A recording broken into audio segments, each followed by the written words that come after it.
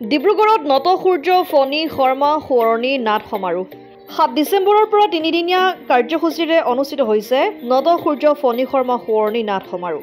জিলাখনৰ চয়নিকা নাট্য গোষ্ঠীয়ে বিগত 31 বছৰে অনুষ্ঠিত কৰি অহা এই নাট সমাৰোহখনি শনিবাৰে ডিব্ৰুগড় জিলা পুথিভঁৰাল প্ৰেক্ষাগৃহত শুভাৰম্ভ কৰা হয়। এই নাট সমাৰোহখন আনুষ্ঠানিকভাৱে উদ্বোধন কৰে BCPLৰ পৰিচালন সঞ্চালক প্ৰাঞ্জল চাংমাই। প্ৰথম দিনা অসম চিকিৎসা মহাবিদ্যালয়ৰ চিকিৎসকসকলৰ দ্বাৰা লক্ষ্মীনাথ বেজবৰুৱাৰ কাহিনীৰ আধাৰত ধৰ্মাই পাচনি নামৰ নাটখন প্ৰদৰ্শন কৰা হয়। আনহাতে দ্বিতীয় দিনা গোলাঘাটৰ চকলা নাট্যগোষ্ঠীৰ হিমু আৰু তৃতীয় দিনা যোৰহাটৰ অবিনাশ শৰ্মাই লিখা প্ৰেম নাটখন মঞ্চস্থ কৰা হ'ব। সাধাৰণতে কি হ'ল, ঘৰত বহি বহি মোবাইলতে ইউটিউবত প্ৰগ্ৰেমবোৰ চাই থাকে, জমনি যা তা দি থাকে, সেইবোৰৰ পৰা মানুহে আকৃষ্ট হৈ গৈছে, সেইবোৰকে চাই থাকে, নাটক চাবলৈ নাহে। সেইটো কাৰণে দৰ্শক কিছু সংখ্যক যিবোৰে কৰে সেইবোৰে আহে, আৰু নতুন দৰ্শক তেনেকৈ অহা নাই। যিবোৰ নাটক ল'ৰা ছোৱালী ওলাই আহিব লাগিছিলে, আমাৰ এতিয়া নাটক কৰিবলৈ দিগদাৰ, ছোৱালী বিচাৰিবলৈ দিগদাৰ, ল'ৰা কেৰেক্টাৰ বিচাৰিবলৈ দিগদাৰ।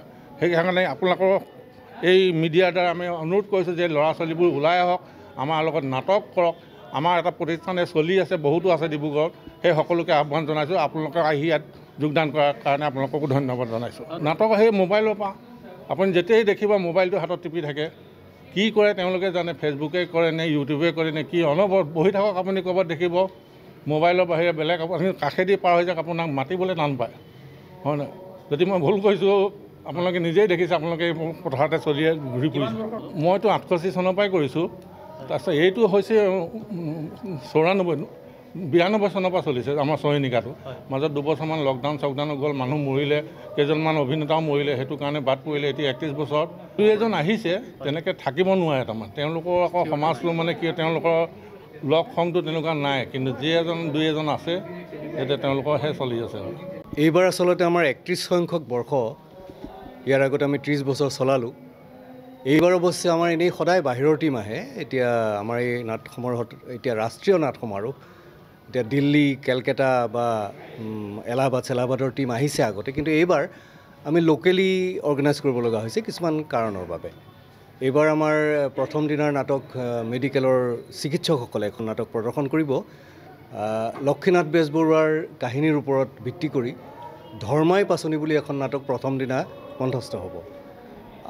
ছেকেণ্ড ডে, দ্বিতীয় দিনা আমি নিমন্ত্ৰণ কৰি আনিছোঁ গোলাঘাটৰ চৌকলা নাট্যগোষ্ঠী। তেওঁলোকে এখন মঞ্চ সফল নাটক হিমু বুলি নাটক পৰিৱেশন কৰিব। তৃতীয় নিশা যোৰহাট থিয়েটাৰ, বিখ্যাত যোৰহাট থিয়েটাৰে এখন নাটক কৰিব, অবিনাশ শৰ্মাৰ ৰচনাৰে। বিষয় হ'ব প্ৰেম।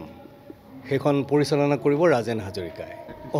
আচলতে আমি আমাৰ এই সমাৰোহ সদায় ফণী শৰ্মাৰ মৃত্যু তিথিত হয়, 31 জুলাইত। কিন্তু এইবাৰ গৰমটো আপোনালোকে দেখিছেই, কি সাংঘাতিক ধৰণৰ গৰম হৈছে। ইমান গৰমৰ কাৰণে আমি জুলাইত সাহস নকৰিলোঁ।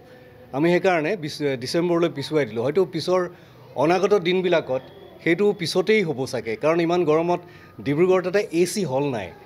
AC হল নাথাকাৰ কাৰণে আমাৰ অসুবিধা হয়তো। নাটকৰ ইতিহাসটো ডিব্ৰুগড় আছেই, কিন্তু কিছুমান ক্ষেত্ৰত দেখা যায় আজিকালি কিছুমান অন্য মনোৰঞ্জনৰ অহাৰ কাৰণে নাটকৰ প্ৰতি যেন মানুহৰ অকণমান অনীহা হৈছে।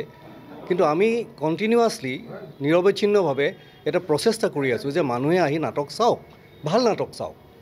এতিয়া চিনেমা মানুহে চায়, ঠিকেই আছে, কিন্তু নাটক এটা বেলেগ বস্তু, নাটক এটা বেলেগ কলা, যিটোৱে মানুহক হৃদয়ৰ পৰা অনুভৱ কৰিবলৈ শিকায়, মানুহক খুব ওচৰৰ পৰা চাবলৈ শিকায়। আৰু নাটকৰ দ্বাৰা সমাজৰ বহুত কথা সমাজক ক'ব পাৰি, যিটো আমি অহৰহ প্ৰচেষ্টা চলাই আহিছোঁ। অসম আদিত্য, ডিব্ৰুগড়। NKS হুণ্ডাইলৈ স্বাগতম। নৰ্থ ইষ্টৰ প্ৰথম GDSI 2.0 ফিচাৰ্ছ ডিলাৰ হৈছে NKS হুণ্ডাই। অত্যাধুনিক সা সুবিধাৰে তৈয়াৰী মষ্ট আপডেটেড হুণ্ডাই ডিলাৰ এতিয়া ডিব্ৰুগড়ত। আমাৰ NKS হুণ্ডাই ডিলাৰত open sales consulted room, customer ৰুমৰ লগতে পুৰণি গাড়ীৰ এক্সচেঞ্জ ফেচিলিটিও ৰখা হৈছে। ইয়াত চেলছৰ লগতে ছাৰ্ভিচ ছেক্টৰৰ সুন্দৰ সুবিধা আছে। প্ৰয়োজনীয় সকলো এডভান্স টুলছ, হুইল বেলেন্সিং, এলাইনমেণ্টৰ অত্যাধুনিক machine, post hydraulic lift, fully train মেন পাৱাৰৰ লগতে nitrogen gas filling facility, fully automatic car washer ফেচিলিটিও আছে। লগতে NKS হুণ্ডাই ডিলাৰে কাষ্টমাৰসকলৰ সুবিধাৰ্থে মোবাইল ছাৰ্ভিচ ভেনৰো ব্যৱস্থা ৰাখিছে, য'ত হাইড্ৰলিক লিফ্ট, ৱাশ্বিং facility, wheel balancing, tyre pressure check কৰাৰ লগতে বহুখিনি সুবিধাই উপলব্ধ আছে। NKS হুণ্ডাইলৈ আহক আৰু সুবিধাসমূহ গ্ৰহণ কৰক।